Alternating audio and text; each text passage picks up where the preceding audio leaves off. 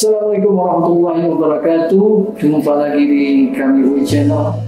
Kali ini temanya adalah tentang penyakit yang kadang-kadang mengerikan buat banyak orang, tapi sebenarnya harus dijaga ya. Karena memang kadang-kadang datang tiba-tiba, kadang-kadang juga muncul tiba-tiba, dan ini juga terjadi bukan cuma orang-orang yang jaga kesehatan aja, tapi atlet-atlet pun sering tiba-tiba jatuh. Ya, kita akan berbicara mengenai penyakit jantung dan pembuluh darah seperti ini. Saya Badil Ramadan akan ditemani oleh Dokter Nurul dari rumah sakit ini. Halo, rumah sakit. Ya. Halo, saya Dr. Nurul Rahayuningrum, spesialis jantung dan pembuluh darah. Saya PNS di Rumah Sakit Umum Daerah Hasbullah Abdul Majid, Kota Bekasi. Oh, ya, oke. Planet ya, planet Bekasi. Kata orang begitu. Karena pastinya Bekasi punya keunikan tersendiri. Iya. Sehat ya? Alhamdulillah. Ya, lancar-lancar aja. Iya, Bang Mani sehat? Alhamdulillah. Oke. Mudah-mudahan kita semua sehat ya. Itu sih modal utama. Betul. Modal utama harus sehat dulu, Bang. Kalau udah sehat kan enak mau ngapain juga. Iya, betul ya. Iya, betul. Dok, kita akan bicara hari ini, Dok, tentang penyakit jantung nih. Semua orang kan hanya menganggap jantung itu penyakit bawaan. Benar nggak sih penyakit jantung itu penyakit bawaan atau memang ditimbulkan oleh virus atau apa gitu? Oke. Kalau masalah ada betulnya sebetulnya yang disampaikan Bang Bani itu bahwa jantung, ada penyakit jantung bawaan itu bagian dari kelainan jantung ya. Jadi kalau kita bicara penyakit jantung sebetulnya banyak, Bang, penyakitnya. Makanya belajarnya 5 tahun, Bang. Khusus untuk jantung aja. Belajarnya 5 tahun tuh ya. Jadi kalau klasifikasi ya penggolongan penyakit jantung itu sebetulnya ada beberapa. Pertama, penyakit jantung iskemik atau penyakit jantung koroner. Ya, ini yang paling membahayakan karena bisa mengakibatkan kematian jantung mendadak, kematian mendadak ya. Penyakit jantung koroner atau penyakit jantung iskemik. Yang kedua, penyakit jantung karena hipertensi. Nah, nggak boleh abaikan hipertensi, karena hipertensi yang lama tidak terkontrol dia akan komplikasi ke jantung juga ya. Walaupun juga ada komplikasi kemana-mana ya, ke saraf, ke ginjal, tapi ya terutama pasti ke jantung dulu. Kemudian penyakit jantung karena paru-paru.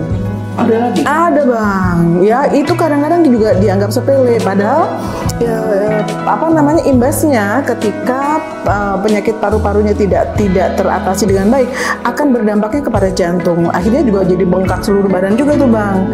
Gitu ya. Kemudian ada namanya penyakit jantung rematik, Bang. Jantung rematik juga bisa? Iya, penyakit jantung rematik ini penyebabnya adalah bakteri. Ya, bakteri biasanya bakterinya itu kenanya ke tenggorokan, radang tenggorokan, kemudian juga ke gigi yang berlubang. Nah, kemudian dia menimbulkan reaksi autoimun, akhirnya menyerang ke jantung. Nah, namanya penyakit jantung rematik. Nah, kemudian ada satu lagi namanya penyakit jantung kongenital atau disebut tadi penyakit jantung bawaan. Oke. Ibaratnya langsung gitu ya. Jadi kalau penyakit jantung bawaan ini bukan karena keturunan sih.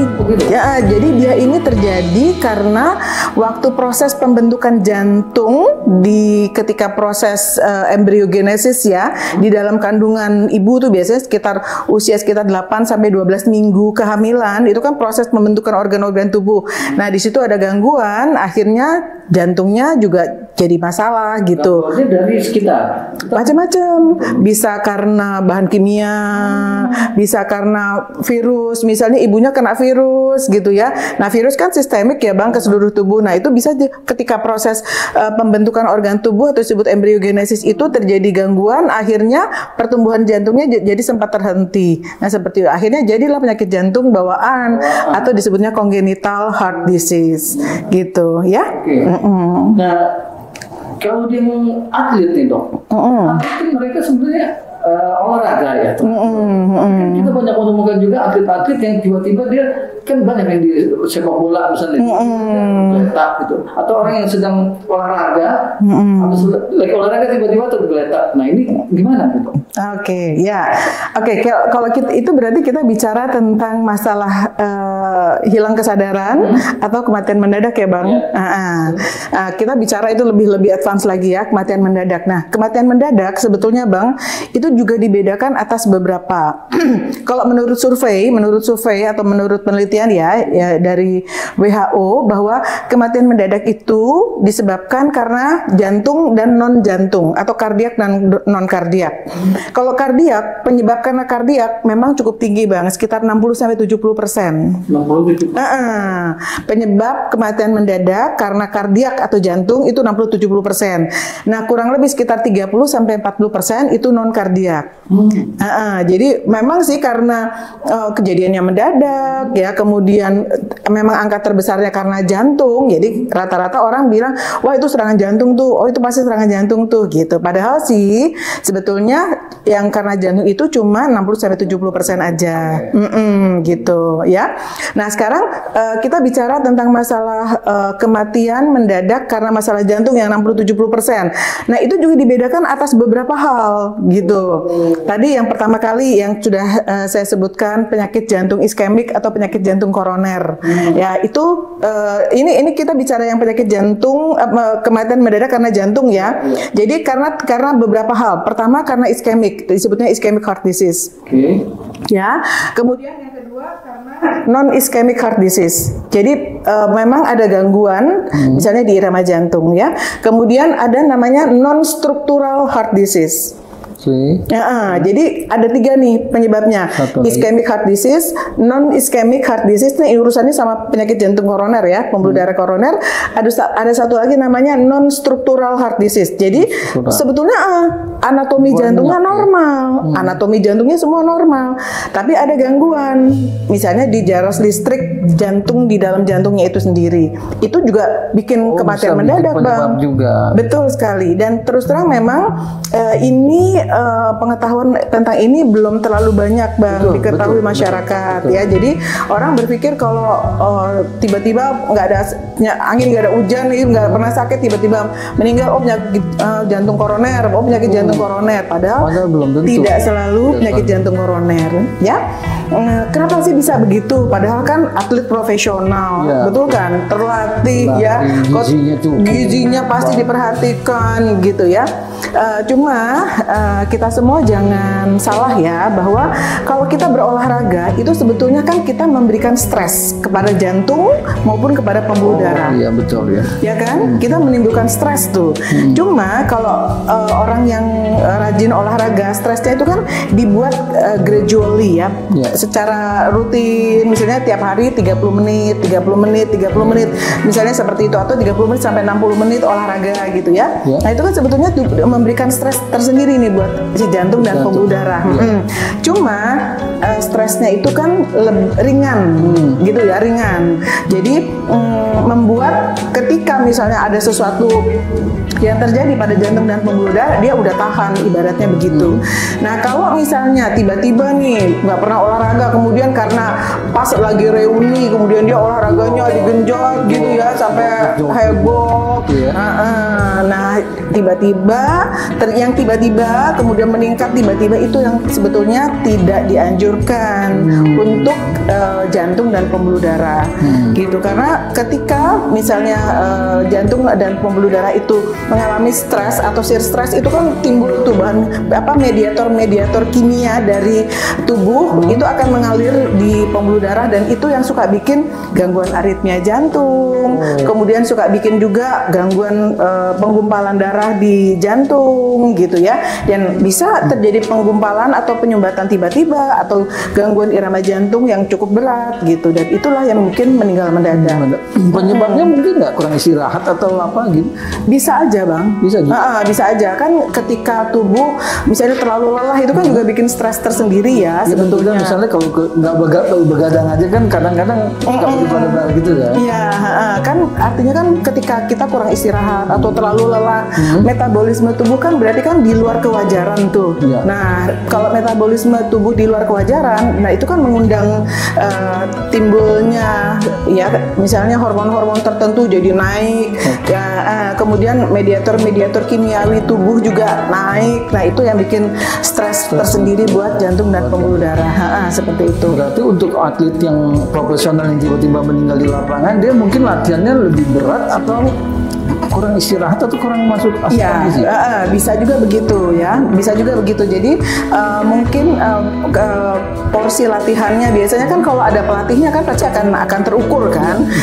Porsi latihannya harus seperti ini gitu ya. Kemudian biasanya kan pasti tiap hari juga kan akan dicek tuh ya tekanan darahnya, nadinya ya. Kemudian tiap berapa bulan sekali juga kan akan dievaluasi ke seluruh tubuh tuh ya, jantung dan pembuluh darah termasuk seluruh tubuh biasanya juga dicek laboratorium ya, dilakukan treadmill biasanya tiap 6 bulan sekali seperti itu.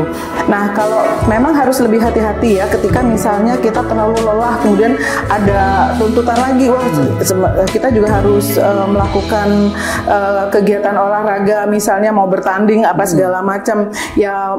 Mungkin kalau misalnya usia masih muda ya metabolisme tubuh masih lagi kuat, ya? Oke banget sih nggak masalah. Tapi kalau misalnya umur juga sudah ya kemudian seperti umur kameramen kita yang kita iya ya kemudian umur sudah mulai kemudian stres tuh juga lumayan ya kemudian terlalu lelah mungkin juga ya harus lebih hati-hati lah dalam memilih kegiatan olahraga yang dilakukan. Jangan cuma gara modal semangat gitu kan, semangat gitu. Betul. Ya enggak juga, tetap ya harus menakar diri lah. Kira-kira bisa apa enggak gitu untuk menjalani itu, gitu ya.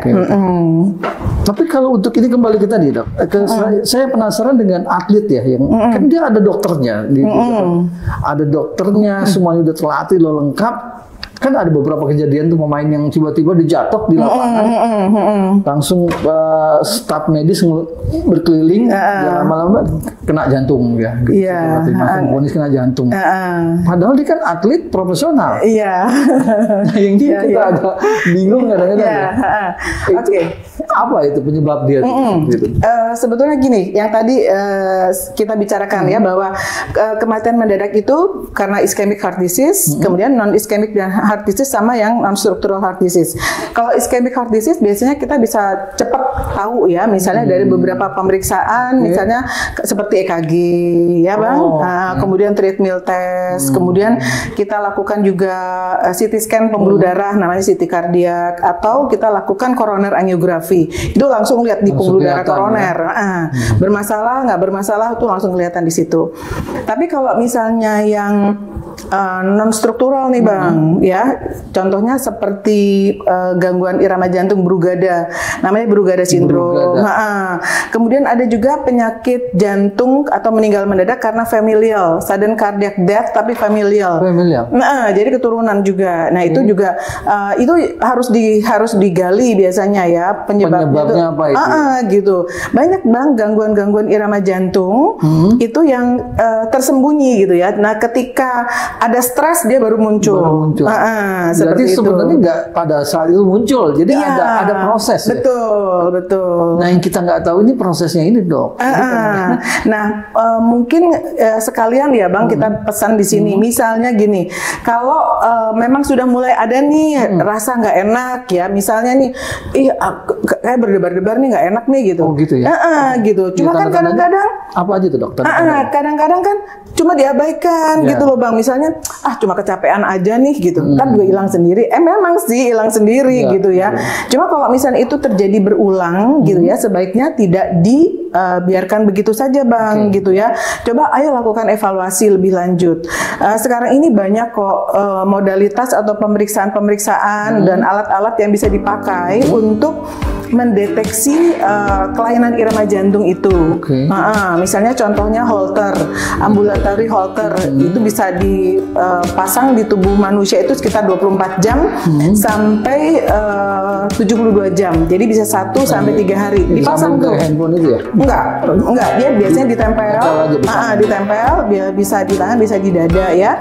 Nah, itu dia melakukan perekaman irama jantung itu selama alat itu dipasang. Nah, kalau misalnya nanti kan setelah selesai alat dicabut, kemudian alat itu nanti dihubungkan dengan perangkat, dilihat itu semua irama jantungnya yang muncul apa, gitu. Nanti biasanya yang bagus itu stabil. Iya, yang bagus ada namanya irama jantung sinus rhythm. Nah, nanti ketika misalnya dipasang Holter itu kan muncul tuh gangguan irama jantung yang ada apa aja, itu kelihatan di situ semuanya. Kemudian nanti dokter jantung akan menentukan berapa persentase kemunculannya. Misalnya munculnya ada tapi nggak membahayakan, ya udah nggak perlu diapa-apain, ya masih dalam range aman. Tapi kalau misalnya muncul tapi membahayakan gitu ya, presentasinya ada persentase tertentu, nah mungkin harus dilakukan intervensi. Intervensinya macam-macam Bang, bisa pakai obat ya, bisa juga pakai tindakan. Ya, tindakan misalnya melaser atau membuang gangguan irama jantung itu dengan laser langsung di organ tubuhnya. Nah, kalau itu memang yang kita temukan ketika pemasangan alat, misalnya gangguan irama jantungnya ini yang berisiko nih ya, misalnya timbulnya ventricle tachycardia gitu ya, atau misalnya ventricle fibrilasi muncul tuh bisa Bang, atau kuplet gitu ya, itu biasanya kita langsung lakukan, dokter jantung akan menganjurkan untuk dilakukan tindakan, bisa dengan obat. Pertama biasanya dengan obat dulu, kalau obat nggak berhasil juga, baru dilakukan tindakan ablasi. Ablasi. Ablasi yang gangguan irama jantungnya itu di tempat-tempat itu dicari itu. Dicari dulu di mana tempatnya, sumbernya, di situ baru dilakukan ablasi. Gitu. Nah, gini Dok, kalau itu kan kita sudah cek medis lah ibaratnya. Ya. Nah, sekarang ada nggak tanda-tanda kita di luar itu misalnya lelah atau sesak napas atau gimana yang ini kayaknya jantung nih, ini kita bisa mengarah ke sana gitu. Ya, oke. Pas banget ya Bang, kita edukasi nih ya, biar semuanya kita peduli ya. Tolong kalau misalnya sudah mulai ada keluhan, apalagi sampai berulang gitu, tolong jangan diabaikan. Karena ini berdasarkan pengalaman ya Bang, pengalaman selama saya bekerja sebagai dokter spesialis jantung dan pembuluh darah. Itu range umurnya itu sekarang mulai dari umur 20 loh. Masih muda? Iya, 20-an itu sudah mulai ada dan sudah mulai muncul itu gangguan penyakit jantung koroner ya. Baru aja deh, mungkin 2 minggu yang lalu ya, saya kedatangan pasien laki-laki muda gitu ya. Dia kerja di luar negeri, jadi pas kebetulan ke Indonesia, dia periksa lah, ternyata keluhannya itu sebetulnya sudah mulai dia rasakan sejak dia waktu di luar negeri. Gitu ya. Kemudian dia periksa, tuh begitu pas direkam jantung kelihatan, dikonfirmasi sekali lagi dengan treadmill. Dari treadmill kelihatan memang jelas dia bermasalah dengan suplai darah dari arteri koronernya. Kemudian kita langsung anjurkan dia untuk dilakukan koroner angiografi atau biasanya masyarakat bilangnya kateterisasi jantung. Gitu ya. Ternyata ketika dikateterisasi ditemukan penyempitannya itu 99%. Wow, banyak. 99% Bang, berarti 1% lagi, bayangin aja. Ketika misalnya dia makan berantakan, kemudian kena polusi udara ya, akhirnya bikin itu darahnya menggumpal, kan langsung serangan jantung. Berarti dia dari konsumsi makanan yang dia makan ya? Bisa. Nah, kan saya tanya, kamu memang nggak ada keluhan? Ya ada sih, cuma rasa kayak nggak enak aja. Saya tuh masih di sekitar badan, punggung atau dada. Dada biasanya kiri ya, dada kiri ya. Dia bilang cuma rasa nggak enak aja, tapi saya tarik nafas gitu enak kok gitu. Bahkan dia bilang saya masih bisa main bola loh, dia bilang gitu. Dok, saya tuh masih bisa main bola loh dok, dia bilang gitu. Makanya saya nggak percaya deh kalau saya sampai seperti yang dokter bilang penyempitannya 99% gitu. Terus saya bilang, ya kan masalah rasa apa enggak itu kan subjektif ya. Ya, kalau dia memang ibaratnya badannya tahan banting gitu kan, aktivitasnya selama ini memang banyak masih gitu. Muda lagi kan. Mungkin tahan ya kan. Tapi kan data objektifnya udah kelihatan banget memang dari yang koroner angiografi itu penyempitannya seperti itu gitu. Ya sudah langsung dilakukan tindakan kan untuk memperbaiki aliran darahnya gitu. gitu. Sampai dia nggak percaya sendiri. Saya tuh masih kuat main bola loh dok, dia bilang gitu. Iya, saya bilang masih kuat. Tapi kita sampai berapa umur berapa kan kita nggak tahu. Iya betul. Nah yang seperti itu maksudnya dia sebetulnya udah rasa gitu. Cuma udah rasa. Cuma kan ntar istilah sebentar enakan kok. Nah itu yang sering diabaikan. Nah itu yang sering diabaikan. Jadi kalau memang misalnya udah ada keluhan gitu ya, sebaiknya periksa deh gitu ya. Nggak enak ya di jantung, nggak enak gitu ya. Sampai memang dokter jantung membuktikan bahwa kita aman gitu ya. Kita aman kan tenang. Jadi mau aktivitas apapun kayak mau hiking kayak mau olahraga futsal kayak apapun kan rasanya kita juga tenang menjalaninya gitu. Ya kan? Tapi kalau misalnya rasa kita abaikan, nah itu yang khawatirnya tiba-tiba ada tubuh ngalami stres, tersumbat total, udah deh jadi meninggal mendadak. Sebetulnya sih pasti ada gejala pendahuluannya. Kalau kita hubungannya sama penyakit jantung koroner ya, yang penyempitan gitu ya, pasti ada gejala pendahuluannya. Cuma seringnya kita itu abai. Ya, dikiranya kecapean gitu, kecapean, ntar istirahat juga hilang. Memang betul, namanya penyakit jantung iskemik ketika stres gitu ya, ketika kita buru-buru itu pasti muncul. Ketika kita istirahat pasti hilang, betul. Karena kan detak jantung turun, tekanan darah turun, itu kan kebutuhan jantung untuk oksigen kan minimal ya, pasti akan reda gitu loh keluhannya itu gitu. Apalagi masih belum kelihatan ya. Oke, nah sekarang nyambung sama pertanyaannya Bang Bani itu, sebetulnya apa sih keluhannya gitu ya? Nah, kita ada yang disebutkan keluhan nyeri dada khas angina.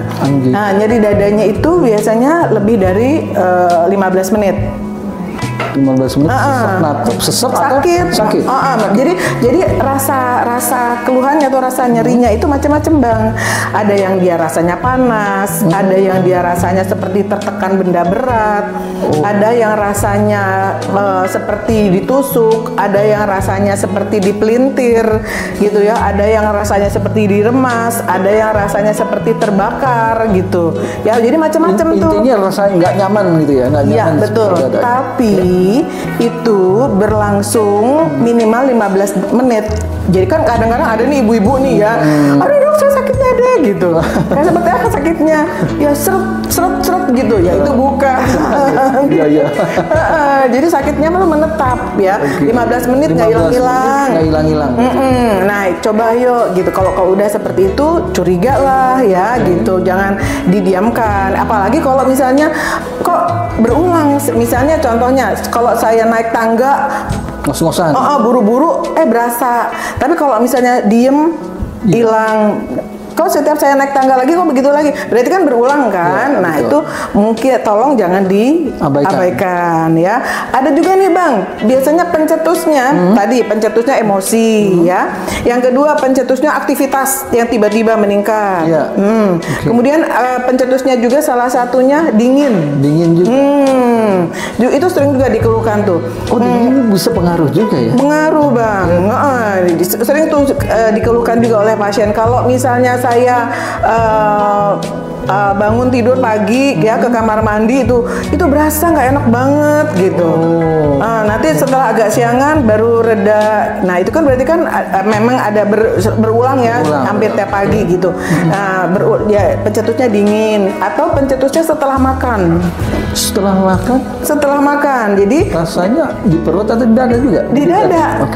Kalau setelah makan dia baru berasa tuh dadanya nggak enak, dadanya sakit, dadanya berat gitu ya. Nah kalau yang seperti itu ya tadi nyeri dada lebih dari 15 menit, kemudian ada pencetusnya ya, kemudian tadi kan deskripsi nyerinya ya tadi ya, sangat beragam sekali.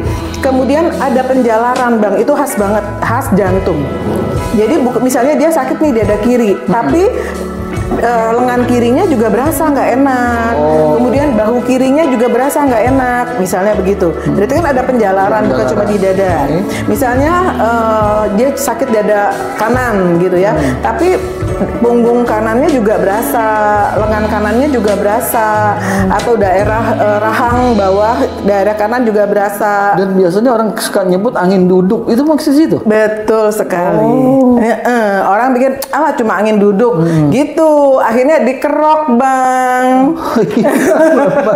Kerok itu senjata. Tahunya juga begitu sih. Iya, dikerok kan. Nah, dikerok biasanya enakan. Akhirnya udahlah nggak apa-apa, cuma kecapean aja gitu. Nanti berulang lagi begitu, dikerok lagi. Iya, gitu ya. Akhirnya itu sebenarnya jantung, bukan angin duduk. Itu sebetulnya jantung, Bang, gitu. Kita kan berpikiran angin duduk kepake paling sama tolak angin. Aman gitu, kasih balur. Iya, balur gitu, anget-anget, dikerok, kemudian jadi perbaikan gitu. Itu yang kadang-kadang jadi akhirnya makin berat. Nah, begitu pas ketahuan blek, lagi sepedahan tiba-tiba jatuh ya toh.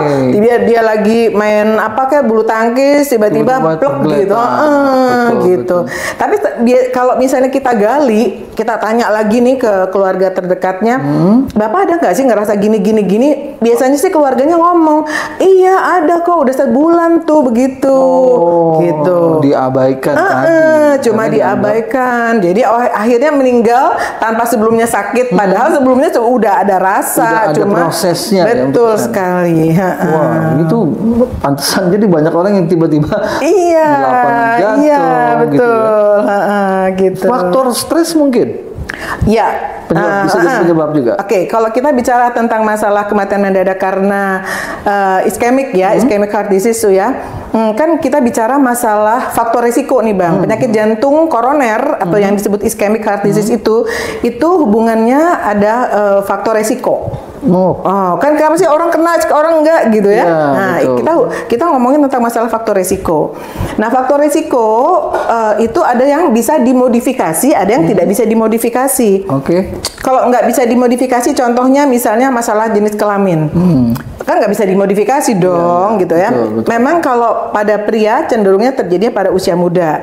Tapi kalau pada wanita biasanya setelah menopause, faktor risiko. Malah terbalik ya? Betul, faktor risiko untuk penyakit jantung koroner itu justru semakin tinggi ketika setelah menopause. Gitu ya. Kemudian faktor risiko yang tidak bisa dimodifikasi tadi jenis kelamin, umur.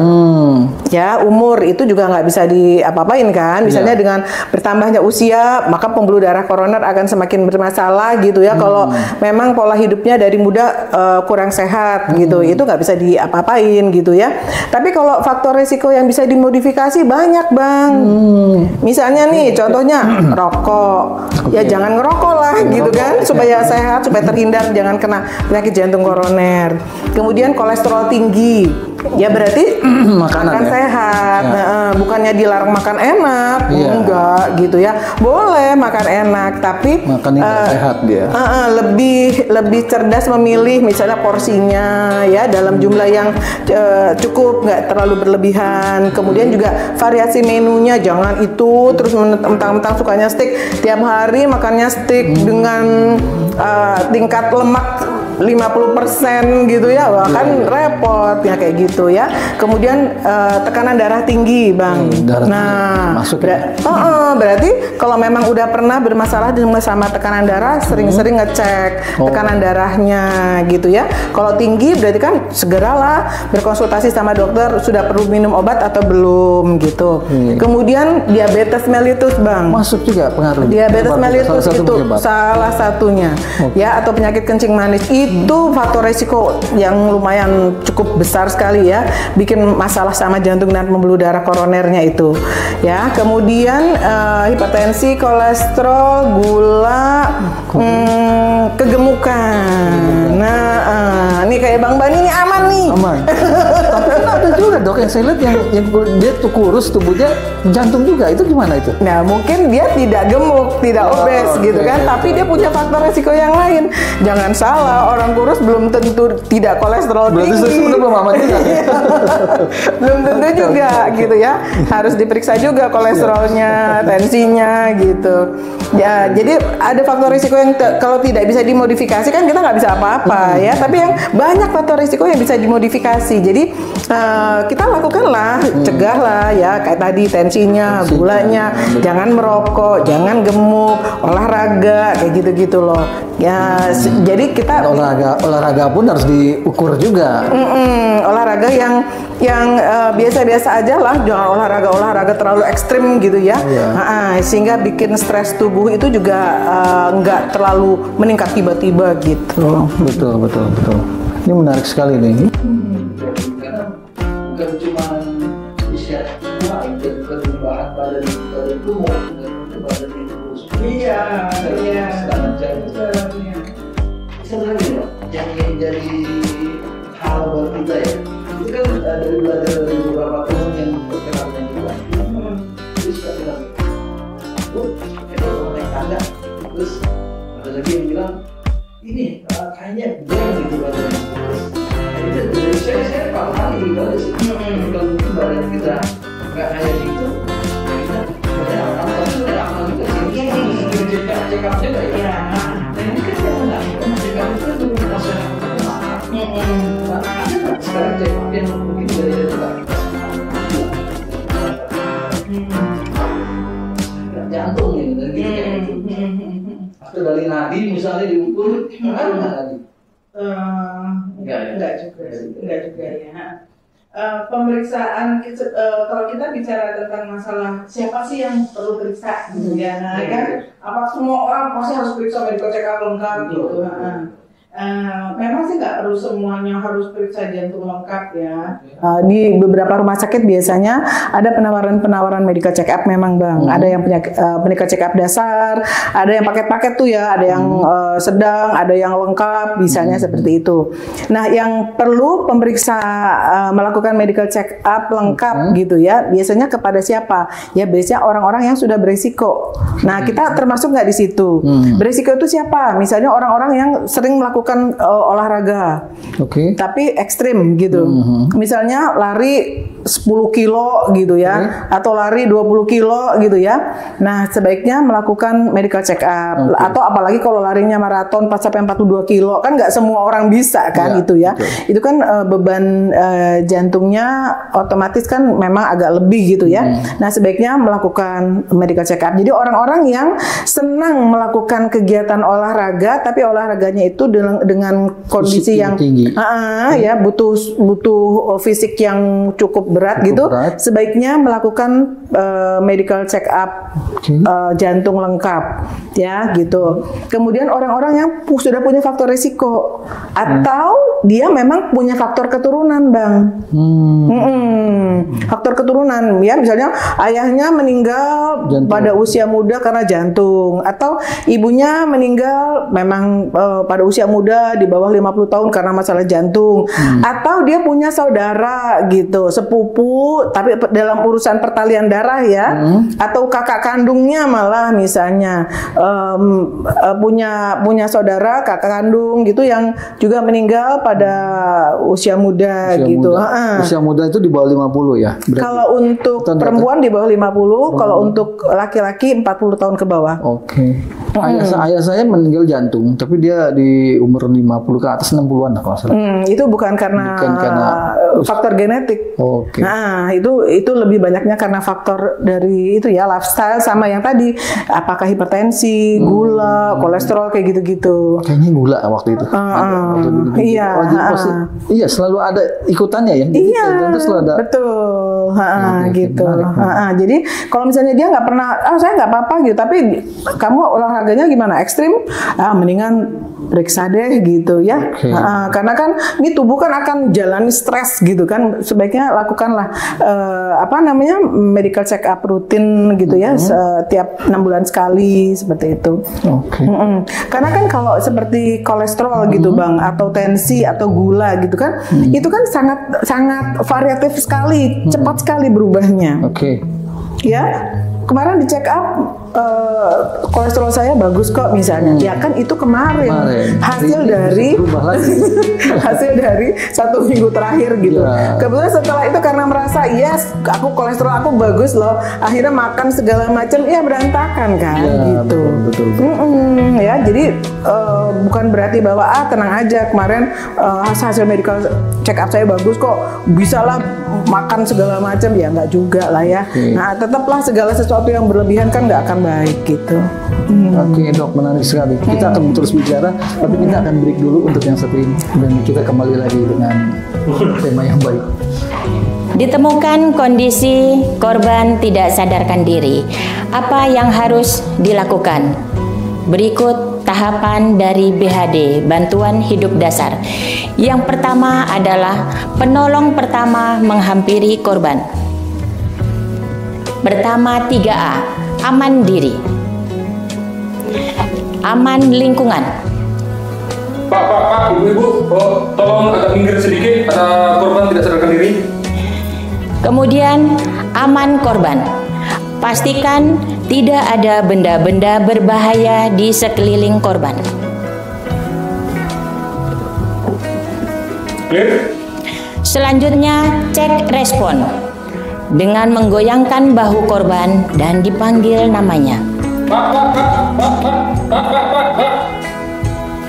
Tidak ada respon? Tidak ada respon, beri rangsang nyeri di daerah sekitar dada atau ditekan daerah kuku korban sekencang mungkin. Tidak ada respon, panggil bantuan sebagai saksi. Telepon ke 119. Pak Udin, tolong telepon ke 119, ada korban tidak sadarkan diri. Baik, benar Pak. Mau menghubungi 119. Halo, selamat pagi. Saya Saprudin. Ada korban tidak sadarkan diri di Perumahan Parahyangan, Depok. Segera kirimkan tim medis. Terima kasih. Penolong pertama, cek nadi. Cek nadi selama 10 detik bersamaan dengan cek napas. Letakkan tangan sebelah kiri di dekat hidung dan mulut untuk meraba apakah ada pernapasan dari korban, dan mata tertuju pada daerah dada dan perut, melihat apakah ada pergerakan dinding dada dan dinding perut. 1, 2, 3, 4, 5, 6, 7, 8, 9, 10. Nadi tidak ada, napas tidak ada. Nadi tidak ada, napas tidak ada. Kita melakukan kompresi dada dengan cara letakkan tangan di bawah ketiak korban, tarik ke bagian tengah dada korban. Letakkan ujung pergelangan tangan, kemudian simpan tangan yang satu yang lebih dominan di atasnya untuk mengunci. Lengan harus lurus, bahu condong ke depan, dan lutut penolong sebelah kiri sejajar dengan bahu korban. Lakukan kompresi sebanyak 30 kali dengan cara kedalaman 5-6 cm, kecepatan 100-120 kali per menit, recoil maksimal, memberi kesempatan paru-paru dan jantung untuk mengembang, dan minimal interupsi.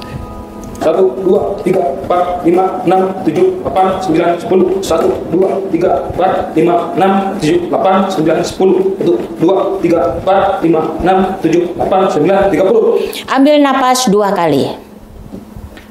Lanjutkan kompresi 30 kali. 4, 5, 6, 7, 8, 9, 10. 1, 2, 3, 4, 5, 6, 7, 8, 9, 10. 1, 2, 3, 4, 5, 6, 7, 8, 9, 10. Ambil napas 2 kali.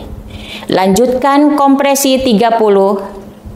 1, 2, 3, 4, 5, 6, 7, 8, 9, 10. 1, 2, 3, 4, 5, 6, 7, 8, 9, 10. 1, 2, 3, 4, 5, 6, 7, 8, 9, 30. Ambil napas 2 kali. Lanjutkan kompresi 30 kali yang keempat. 1, 2, 3, 4, 5, 6, 7, 8, 9, 10. 1, 2, 3, 4, 5, 6, 7, 8, 9, 10. 1, 2, 3, 4, 5, 6, 7, 8, 9, 10. Ambil napas 2 kali. Kompresi 30 kali yang kelima. 1, 2, 3, 4, 5, 6, 7, 8, 9, 10. 1, 2, 3, 4, 5, 6, 7, 8, 9, 10. 1, 2, 3, 4, 5, 6, 7, 8, 9, 10. Demikianlah kompresi 30 kali 5 siklus selama 2 menit. Selanjutnya cek nadi kembali selama 10 detik bersamaan dengan cek pernapasan. 1, 2, 3, 4, 5, 6, 7, 8, 9, 10. Tidak ada nadi dan tidak ada napas. Lanjutkan kompresi kembali oleh penolong berikutnya karena penolong pertama jika kelelahan. 1, 2, 3, 4, 5, 6, 7, 8, 9, 10. 1, 2, 3, 4, 5, 6, 7, 8, 9, 10. 1, 2, 3, 4, 5, 6, 7, 8, 9, 30. Ambil napas 2 kali. 1, 2, 3, 4. Kompresi sebanyak 30 kali dengan kedalaman 5-6 cm. Kecepatan 100-120 kali per menit. Recoil maksimal, minimal interupsi. Ambil napas 2 kali, kompresi yang ketiga. 1, 2, 3, 4, 5, 6, 7, 8, 9, 10. 1, 2, 3, 4, 5, 6, 7, 8, 9, 10. 1, 2, 3, 4, 5, 6, 7, 8, 9, 10. Ambil napas 2 kali, kompresi yang keempat. 1, 2, 3, 4, 5, 6, 7, 8, 9, 10. 1, 2, 3, 4, 5, 6, 7, 8, 9, 10. 1, 2, 3, 5, 6, 7, 8, 9, 10. Ambil napas 2 kali. Kompresi 30 kali yang kelima. 8, 9, 10. 1, 2, 3, 4, 5, 6, 7, 8, 9, 10. 2, 3, 4, 5, 6, 7, 8, 9, 10. 5 siklus sudah dilakukan, cek nadi kembali. Jika didapatkan korban bernapas, nadi teraba, ada pergerakan dan juga ada refleks batuk, maka kita berikan posisi mantap. Tangan korban yang dekat dengan penolong diangkat ke atas. Tangan yang terjauh disimpan ke bahu korban yang berlawanan. Kaki yang terjauh dari penolong ditekuk.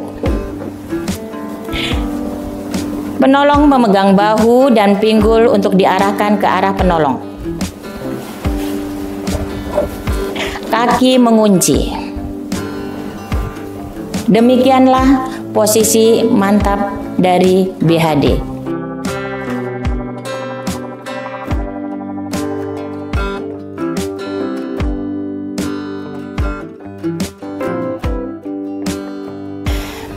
Jika kita temukan kondisi korban tidak berespon, maka lakukan sesuai dengan tahapan dari BHD, dan apabila bantuan dari 119 sudah datang, maka kondisi akan diambil alih oleh dari tim Code Blue atau dari tim 119.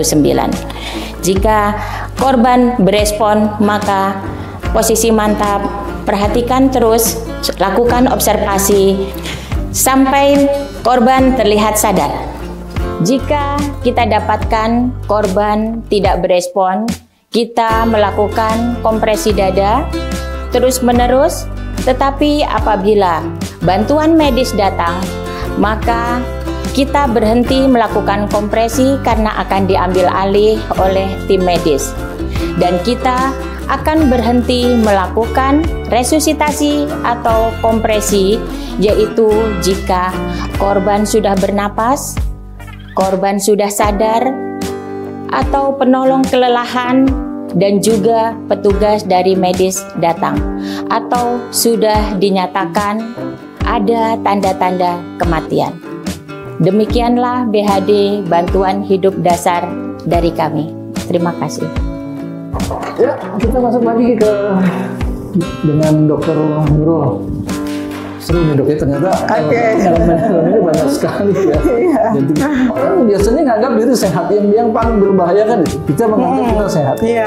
Sehat dan nggak ada masalah apa-apa, tiba-tiba ambruk gitu kan. Nah, ini yang paling banyak terjadi. Dan umumnya biasanya dari kebiasaan kan, makanan atau apa. Nah ini apa dok? Jadi makanan untuk orang-orang seperti saya ini yang udah, yang kata orang umurnya seperti Highlander, makanan yang bagus lah. Apa terus olahraga itu gimana buat kita? Apa kita nggak usah olahraga? Tapi olahraga kan harus. Iya. Gimana menurut dokter Nurul? Bagaimana maksud bagus? Oke. Kalau kita bicara tadi tentang faktor resiko dari penyakit jantung koroner, berarti kan yang tadi ya, hindari makanan-makanan yang kolesterol tinggi. Kolesterol tinggi itu adanya di mana sih, gitu ya? Memang kebanyakan makanan hewan ya, Bang. Nah, kalau makanan yang berasal dari tumbuhan itu nggak ada kolesterol. Aman itu, Bang. Aman semuanya. Sayuran, buah-buahan itu insya Allah aman semuanya. Berarti orang Sunda aman dong. Oh iya. Iya.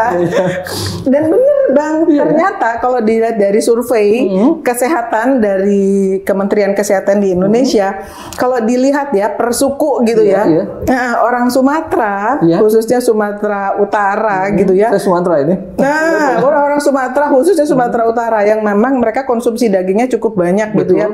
Itu angka kejadian untuk penyakit jantung koronernya lebih tinggi dibandingkan orang Jawa Barat. Karena Jawa Barat suka makan tumbuh-tumbuhan itu kan. Betul. Lalapan. Betul. Orang Jawa Barat ibaratnya katanya dilepas di kebun aja hidup. Ini untungnya istri saya orang Jawa Barat. Jadi seimbang. Iya, seimbang. Iya. Itu pengaruh gitu ya, ngaruh. Iya. Terus apa lagi dok? Makanan kolesterol tinggi itu kebanyakan dari hewan ya. Jadi misalnya kalau susu kedelai rendah kolesterol ya iyalah gitu kan. Banyak tumbuhan itu nggak ada kolesterol ya. Tapi ikan enggak dong? Ikan malah bagus kan? Ikan mayoritas kalau dilihat dari susunan. Iya. Susunan kandungan kolesterolnya ya, yang paling tinggi itu adalah kepiting. Oh, kepiting. Kepiting, kemudian tingkatan kedua udang, tingkatan ketiga cumi, tingkatan berikutnya kerang, baru ikan. Nah, jadi kalau misalnya kita mau terhindar dari kolesterol tinggi, yang paling aman apa? Ya berbanyak makan ikan gitu. Tapi bukannya berarti nggak boleh makan udang, Bang. Boleh lah, kan enak ya. Kolesterol lagi ya. Kolesterol tinggi banget kolesterolnya. Cuma karena kita udah tahu nih, oh ini saya makan udang atau lobster gitu ya, berarti kan kolesterol tinggi. Berarti pada hari itu kita tidak lagi konsumsi makanan yang kolesterol tinggi. Misalnya jangan makan kuning telurnya, jangan konsumsi daging berlemaknya, misalnya sop buntut atau iga bakar gitu kan, itu enak-enak semua. Betul. Menggoda banget itu. Gitu. Jadi kalau misalnya mau di restoran mau makan udang boleh, tapi berarti jangan makan yang daging berlemaknya ya. Itu dihindari. Kuning telur kan juga lumayan itu kolesterol LDL-nya tinggi. Itu berarti juga dihindari dulu gitu. Misalnya saya pengen makan iga bakar, boleh kan di program ya, pengen makan atau pengen masak nih. Ibu-ibu pengen masak iga bakar, berarti jangan sediakan udang, jangan sediakan sop buntut seperti itu. Jadi kan lebih variasi makanannya itu loh yang bisa dipilih lebih sehat, kayak gitu. Berarti boleh makan, cuman jangan berlebihan. Iya betul. Bisa nggak kita setelah makan itu kita latihan kardio lagi, misalnya kita bakar lagi, pengaruh nggak? Pengaruh, Bang. Pengaruh ya. Misalnya itu ada benarnya dan memang biasanya ahli gizi akan menyarankan begitu. Jadi misalnya gini, kita makan dalam satu hari ini berapa kalori, kemudian kandungan kolesterol atau lemaknya berapa gitu ya. Kemudian gimana caranya supaya terhindar dari penumpukan ya? Karena kan yang bikin bahaya itu kolesterol tinggi, kemudian tidak terbakar, tidak menjadi energi.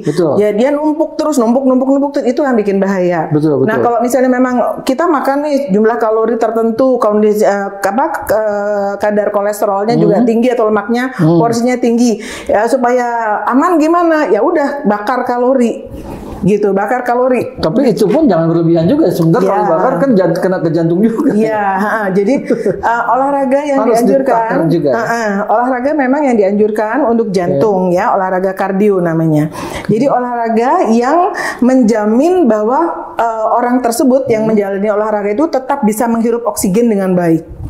Jadi ibaratnya olahraga sepeda tapi santai ya. Ya, misalnya jalan, jogging, ya, kemudian Berenang sepeda, berenang boleh, Oke.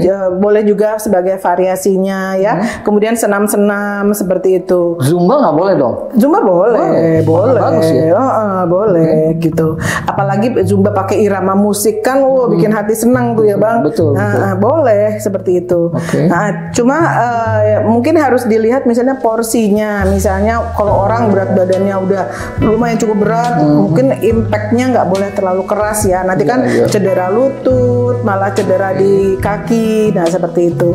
Jadi olahraganya olahraga yang menjamin supaya oksigen itu bisa dihirup dengan cukup. Betul. Nah, gitu ya. Ya. Jangan olahraga yang terlalu ekstrim lah gitu ya. Catur aja berarti ya. Aman. Kalau catur kurang bang, kurang ngebakar kalori. Terlalu tuh. banyak stresnya kali, Dok. Iya, kurang ngebakar kalori. Tapi satu lagi dok, kalau olahraga ya, kalau kenapa nih banyak yang misal teman-teman itu lagi main bulu tangkis malam-malam, tiba-tiba dia tergeletak. Nah ini penyebabnya apa? Kalau olahraga malamnya atau memang tadi berlebihannya? Mungkin berlebihan ya. Berlebihan ya? Jadi bukan masalah malam atau ininya? Bukan. Oke. Ya bayangin aja, misalnya dia dari pagi udah kerja, dia toh pulang sore atau pulang malam, kemudian baru sempat olahraganya di malam hari itu kan jadi genjot lagi. Betul. Yang harusnya misalnya dia udah kerja 12 jam, bayangin misalnya dari jam 7, jam 6 mungkin berangkat dari rumah, pulang udah jam 7 malam, berarti udah 12 jam kan. Tambah lagi dia ikutan olahraga seperti itu. Jadi makanya sekali lagi saya cuma ingatkan tolong menakar diri lah gitu ya. Jangan semangat boleh gitu ya, tapi jangan terlalu semangat berlebihan sampai akhirnya lupa gitu ya bahwa kemampuan diri ini juga ada batasnya. Seperti itu, kecuali memang dia terlatih gitu ya. Terlatih pun masih terlatih bisa- pun tetap ada resiko. Lebih banyak Gitu. yang tadi atlet tadi. Iya, tapi tetap ya olahraga gitu. Jangan karena takut ntar yang itu aja orang terlatih aja meninggal mendadak jadi nggak mau olahraga. Enggak. Oke. Ada juga yang bilang gini dok, tempat pengaruh. Jadi misalnya olahraga di tempat terbuka lebih beresiko dibanding tempat di dalam gitu. Jadi seperti yang main bulu tangkis tuh yang meninggal tiba-tiba gitu kan, tempatnya lebih terbuka katanya. Oh enggak, Ngaruh nggak? tidak ada, Malah tidak nggak ada, enggak, tidak ada Nah, angin malam itu penelitian, nggak pengaruh? enggak, tidak ada penelitian yang membuktikan tentang masalah tempat ya terbuka atau tertutup gitu ya, enggak ada, sama sekali tidak terbukti. Jadi nggak mau di mana Tidak aja, benar ya. Yang penting masalah dia sendiri. Iya betul. Oke, menarik sekali. Ini luar biasa sekali. Jadi kalau mengenai penyakit jantung ini memang penyakit yang ditakuti ya. Iya betul. Begitu kena selesai. Iya, iya kan soalnya kalau urusan sama penyakit jantung, tuh khususnya kematian mendadak karena penyakit jantung koroner ya bang, ataupun penyakit yang gangguan irama jantung sih, karena itu urusannya tuh betul-betul cepat sekali gitu. Kalau misalnya kita terlambat saja memberikan pertolongan gitu ya, ya sudah gitu. Itu hitungannya betul-betul cuma dalam hitungan menit gitu. Menit. Oke. Menit oksigen nggak ngalir 4 menit gitu ya ke sel jantung, itu sudah mulai rusak kan sel-sel jantung. Bayangin kalau misalnya itu ketahuannya setelah berapa jam kemudian gitu. Oke. Dok, ada nggak dok pertolongan yang kita lakukan dengan diri kita sendiri? Jadi misalnya kita bawa mobil nih, kita merasa kita kena nih, gitu. Apa yang kita bisa lakukan? Ada nggak mungkin metode yang bisa untuk diri kita sendiri? Oke, kalau misalnya kita di kondisi yang tertentu ya, yang jauh dari fasilitas rumah sakit misalnya, ketika misalnya terasa dada nggak enak, lebih baik berhenti, stop, kemudian relax, langsung telepon orang-orang terdekat, kasih tahu keberadaan kita di mana supaya bisa cepat kirim bantuan. Kemudian yang bersangkutan yang sedang mengalami rasa sakit dada atau sesek itu, dia harus relax Relax, kemudian tarik nafas dalam supaya oksigen itu mengalir lebih banyak. Kemudian buang, tarik nafas dalam lebih banyak, kemudian buang. Pokoknya oksigen itu harus masuk. Dibuat batuk bisa nggak? Saya pernah baca ada orang yang menganjurkan berbuat batuk sekeras-kerasnya gitu. Mungkin bisa nggak tuh pengaruh?